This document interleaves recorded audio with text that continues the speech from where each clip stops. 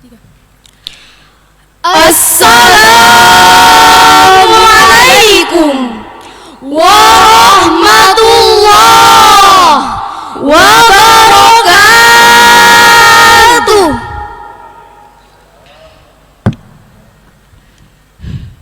Alhamdulillah, alhamdulillahillazi ja'alal fata quwwatan syadidan.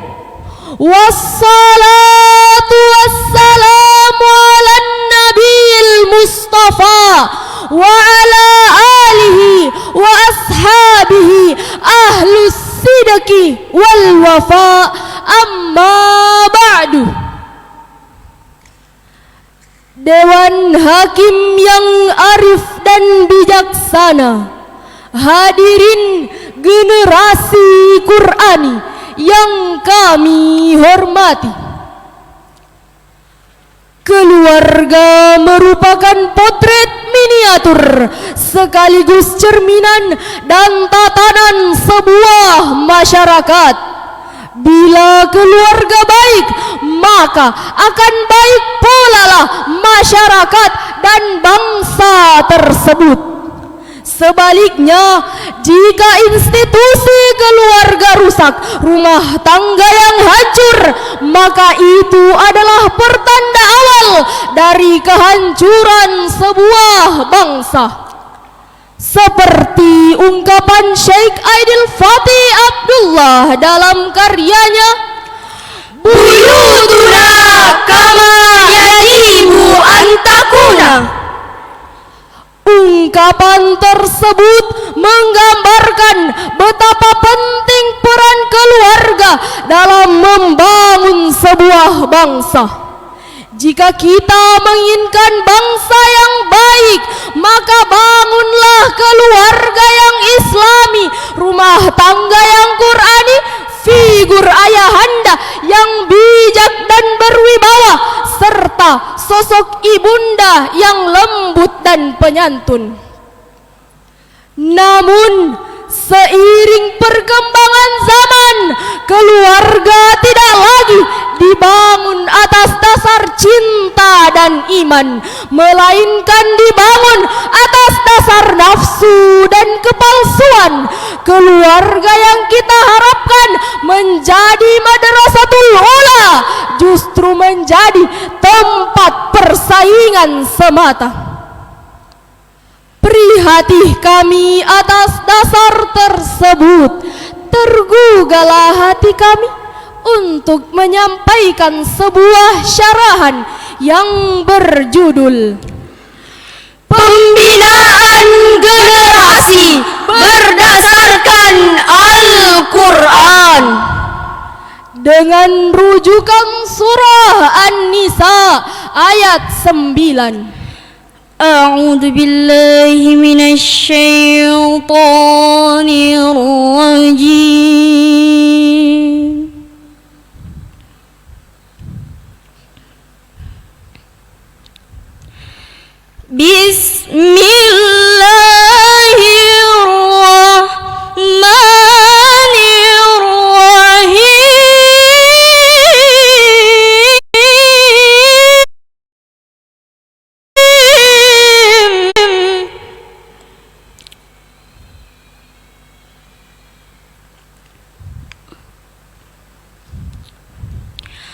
وَلْيَخْشَى الَّذِينَ لَوْ تَرَكُوا مِنْ خَلْفِهِمْ ذُرِّيَّةً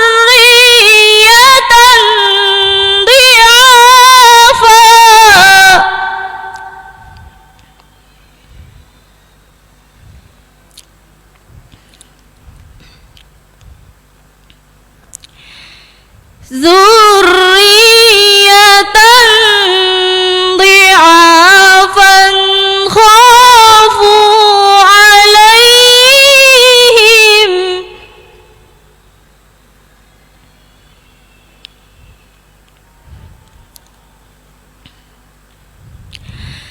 فليتقوا الله وليقولوا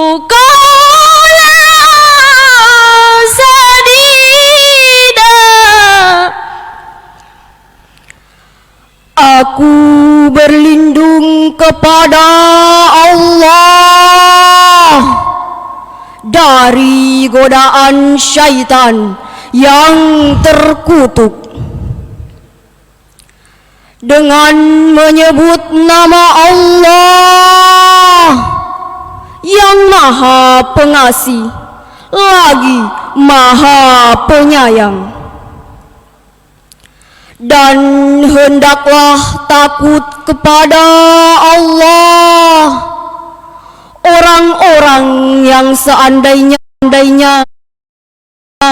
meninggalkan di belakang mereka anak-anak yang lemah, yang mereka khawatir terhadap kesejahteraan mereka. Oleh sebab itu, hendaklah mereka bertakwa kepada Allah, dan hendaklah mereka mengucapkan perkataan yang benar. Hadirin para pemuda harapan bangsa, para pemudi harapan pertiwi, pakar tafsir Indonesia berdarah Arab Muhammad Quraisy Shihab menjelaskan bahwa diafan bermakna lemah harta. Namun jika kita kaji lebih mendalam, bukankah karena lemah harta, lemah ekonomi, anak-anak, remaja, dan generasi muda tidak berpendidikan? Akhirnya lahirlah kebodohan, keterbelakangan, buta huruf, tidak faham agama. Lebih tragis, anak-anak tidak pernah mengenal Al-Quran. Menurut data statistik tahun 2014, Indonesia yang mayoritasnya Muslim dan fanatik dengan keislamannya, namun 75% generasinya tidak mampu membaca Al-Quran. Fakta tersebut cukup memalukan, mengkhawatirkan, bahkan mencemaskan kita. Oleh sebab itu, keluarga sebagai madrasah pertama umat Islam berkewajiban untuk mendidik, mengarahkan, dan mengajarkan anak-anak tentang Al-Quran. Sebagaimana dalam ungkapan Arab, Al-Baitun Al-Madrasatul Ula, rumah merupakan sekolah utama. Jika dipersiapkan dengan baik, maka akan melahirkan generasi yang kuat. Lantas bagaimana menciptakan generasi yang Qur'ani? Sebagaimana dalam surah At-Tahrim ayat 6 yang akan dibacakan oleh qari'ah kami. Ya ayyuhalladzina amanu qu anfusakum wa ahlikum nara.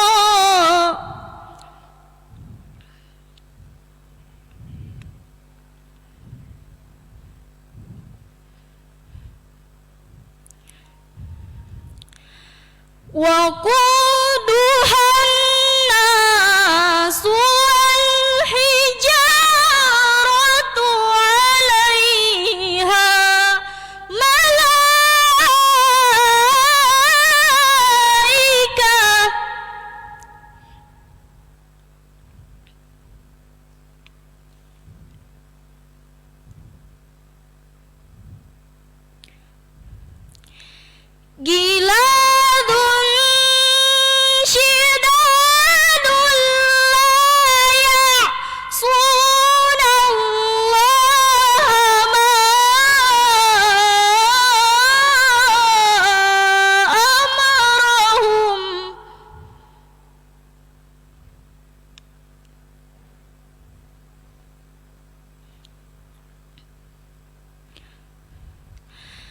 لا يعصون الله ما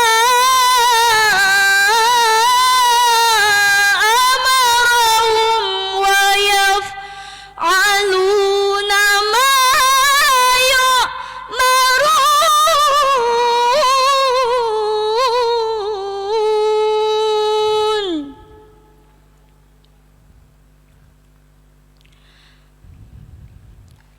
Sadaqallahul Aliyyul Azim.